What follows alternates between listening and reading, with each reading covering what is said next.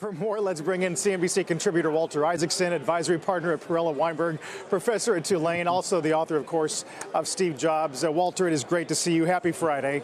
Happy Friday. Thanks, Carl. That was a great piece of tape. I'll tell you, people still today are in disbelief that someone as careful as Elon Musk would have let this happen at this demo last night.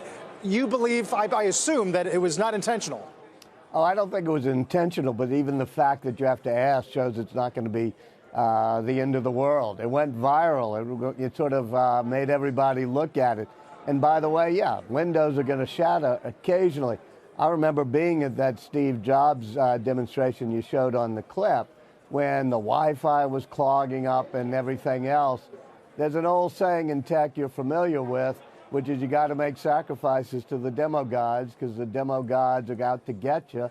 I think this is cool. And by the way, I like Pauline Brown. She's a friend of mine, but I disagree with her. I think the design of this is pretty spectacular, this truck. Really? All right. So who's the natural buyer? Well, I think it's got to be sort of an early adopter, somebody who's going to want to make a statement. Because it's not like buying, an F-150 where you want to be part of the crowd that drives a pickup truck like that. I think there are a lot of people who are going to want electric, want to make a statement, going to have an off-road vehicle. And we'll see. I mean, the problem is it could have that DeLorean car launch problem, the Back to the Future design. And, it's got to be something that'll catch on. But just personally, I loved it. I'm in the same camp as you, Walter. I thought it was kind of cool, too. I don't own a pickup truck. I've never been, sort of the key demographic for a pickup truck, which I think kind of begs the question, though, is this going to be niche or is this going to be something that, speaks to a much wider, broader audience? Oh, I think there'll be a niche quality to it, just like, by the way, Apple is a niche product in many ways, especially over the course of its history.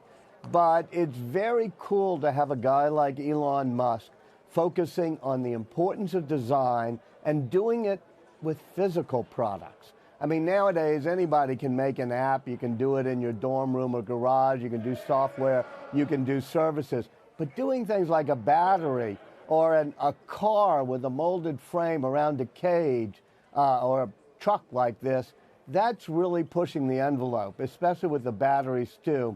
And so you've got to just be cheering for the innovator.